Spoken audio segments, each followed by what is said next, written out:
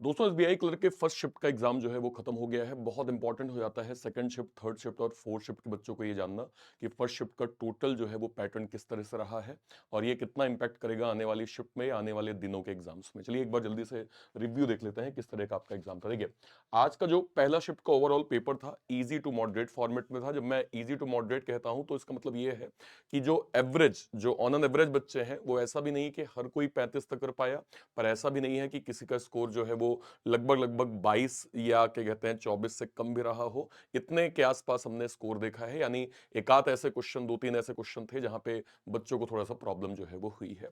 अगर मैं subject wise देखूं क्या क्या पूछा गया, देखिए सबसे पहले अगर मैं बात करता हूं रीजनिंग की, देखिए एक आपके पास अनसर्टेन नंबर ऑफ पीपल हमसे पूछा गया था जिसमें टोटल नंबर ऑफ पीपल 11 थे और इसमें डायरेक्टली डॉट हमें मिल रहा था, मतलब डायरेक्टली डॉट की इंफॉर्मेशन थी और उसको कनेक्ट करके हम सवाल को बना पा रहे थे। लीनियर रो का एक सिंगल डायरेक्शन का सवाल था जो कि आराम से डॉट के माध्यम से आप इसको कर सकते थे। जो है वो स्क्वायर बेस्ड का आपका सवाल था, इसमें मिक्स डायरेक्शन थी, मतलब कॉर्नर वाले मिडिल और मिडिल वाले क्या कहते हैं, सॉरी कॉर्नर वाले इनसाइड, मिडिल वाले आउटसाइड, इस तरह का सवाल पूछा गया था जो कि आसानी से हो जाता है अगर आप दो वेरिएबल या दो जो है वो पॉसिबिलिटी बनाएंगे, आराम से आप इन क्वेश्चंस को कर सकते हैं।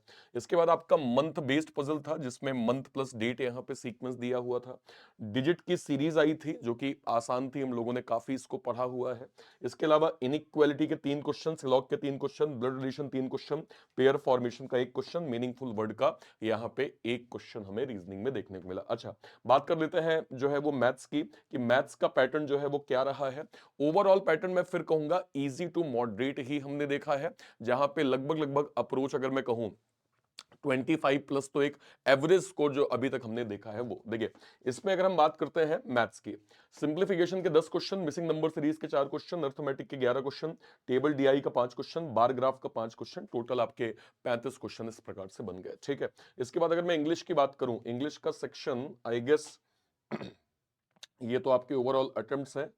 आई थिंक इंग्लिश का सेक्शन यहाँ पे ऐड होना चाहिए था।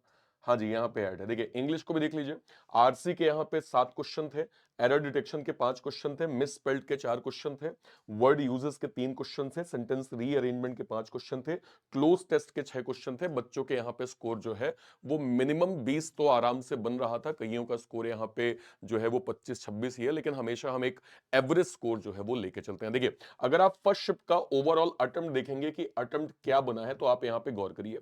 इंग्लिश के जो एवरेज अटेम्प्ट्स हैं वो 22 से 24 यहां पे हमें देखने को मिले। एवरेज क्या होता है, जैसे मान लीजिए अगर मैं जो है वो रीजनिंग की बात करूं, मैं कहूं कि 27 नंबर एक एवरेज स्कोर है, इसका मतलब ये है कि कई ऐसे बच्चे होंगे जो इसके ऊपर 35 बाई 35 भी करके आए होंगे और कई ऐसे बच्चे होंगे जो 27 से 24 के बीच में रहे होंगे, लेकिन ओवरऑल 100 में से जो लगभग 80-85 बच्चे हैं वो इसके आसपास जो है वो स्कोर किए हैं, तो इसको एक प्रकार से एवरेज स्कोर जो है वो कहा जाएगा। इसके अलावा न्यूमेरिक यानी मैथ्स में लगभग 24 से 26 क्वेश्चन हमें देखने को मिले और लगभग इंग्लिश में हमें जो है वो 21 से 23 स्कोर देखने को मिला। तो फर्स्ट शिफ्ट में जो बच्चों का एक जो है वो कॉमन जो रिस्पॉन्स है उसके अकॉर्डिंग नियर अराउंड 77 टू 81 यहाँ पे सेफ अटेम्प्ट हम कह सकते हैं। अब देखिए यहाँ पे एक चीज समझिए, लास्ट ईयर भी हमने फर्स्ट शिफ्ट में नियर अराउंड इतना ही सेफ अटेम्प्ट देखा था। कट ऑफ की बात करें, अगर टोटल लेट सपोज जितने भी स्टेट्स हैं, 4 5 6 स्टेट्स को छोड़ दीजिए, लगभग कट ऑफ हमने ये देखा भी है कि लगभग मैं कहूं तो 50 से लेके लगभग 65 के बीच में रहा है, या आप बहुत ज्यादा जाइए 68 के बीच में रहा है। 2 4 5 स्टेट ना कहिए जो 71 74 77 गए हैं। तो आप बिल्कुल काम माइंड से अपना एग्जाम आप दीजिए, पेपर का पैटर्न आसान आ रहा है। अगर आपने बेसिक जो है वो फंडामेंटल पढ़ रखा है तो आप जो है वो अच्छा स्कोर करेंगे। ठीक है, और बस आपको यही ध्यान रखना है कि आपका सीक्वेंस क्या है। अगर आप रीजनिंग टच कर रहे हैं तो सबसे पहले आपको जो है वो मिसलेनियस सारे पैटर्न्स को टच कर लेना है और लास्ट में फिर आपको पजल करना है। तो आप कॉन्फिडेंस के साथ अपने जो क्या कहते हैं टॉपिक वाइज स्कोर है उसको अच्छा आप जो है वो ग्रैप कर लेंगे। सारे बच्चे जिनका फर्स्ट शिफ्ट का एग्जाम हो गया है, एक बार मुझे कमेंट सेक्शन में बताइएगा आपका ओवरऑल स्कोर जो है वो कितना रहा है सारे बच्चे, और इसके अलावा मुझे टॉपिक वाइज बताइएगा कि आपने मैथ्स में टोटल टोटल कितने किए हैं, रीजनिंग में टोटल कितने किए हैं और इंग्लिश में टोटल कितने हैं, इसको आप कमेंट सेक्शन में जरूर बताइएगा। एक बार चारों शिफ्ट कंप्लीट हो जाए, इसके बाद मैं आपको एक कंप्लीट एनालिसिस दूंगा, कंप्लीट मैं आपको डेटा के साथ बताऊंगा, ताकि आपका सेंस ऑफ कॉन्फिडेंस क्लियर रहे कि हाँ सर आज का एग्जाम तो हो गया। आपको क्या लगता है या क्या डेटा कहता है जिसके अकॉर्डिंग क्या हमें आगे की तैयारी करनी है, किस तरह से करनी है। वैसे तो आपको मेंस की तैयारी करनी चाहिए, क्योंकि आप कोई भी बैंक का एग्जाम क्लियर करेंगे आपको मेंस में जाना ही जाना है।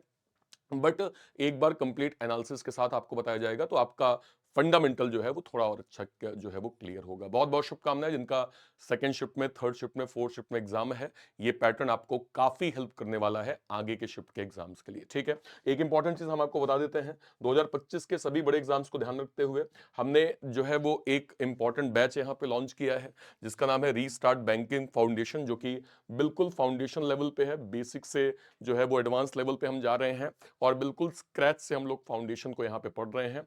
2025 के सभी बड़े एग्जाम्स, एसबीआई, आईबीपीएस है ना, एलआईसी, इंश्योरेंस के सारे एग्जाम्स यहाँ पे कवर हो जाएंगे। इसके अलावा लेटेस्ट हमने एक और बैच यहाँ पे लॉन्च किया है, बैंकर्स फाउंडेशन रुद्रा 2.0, जिसकी क्लासेस 24 तारीख से यहाँ पे स्टार्ट हो जाएंगी। तो ये भी फाउंडेशन के रूप में ही आपको जो है वो मिलने वाला है। ये दोनों बैचेस आपको कहाँ मिलेंगे, ये दोनों बैचेस आपको मिल जाएंगे बैंक महापैक के अंदर। बैंक महापैक क्या होता है, अगले एक साल तक जितने भी banking, insurance, SEBI, NABARD, RBI इसके जो भी बड़े नोटिफिकेशंस के जो भी बैचेस बनते हैं, वो सब हम आपको बैंक महापैक के अंदर फ्री ऑफ कॉस्ट प्रोवाइड करते हैं, जिसकी एक साल की फीस जो है वो 2,999 रुपए रखी गई है। तो जरूर अवेल करके बिल्कुल स्क्रैच से आप पढ़ाई कर सकते हैं। जय हिंद, जय भारत, थैंक यू।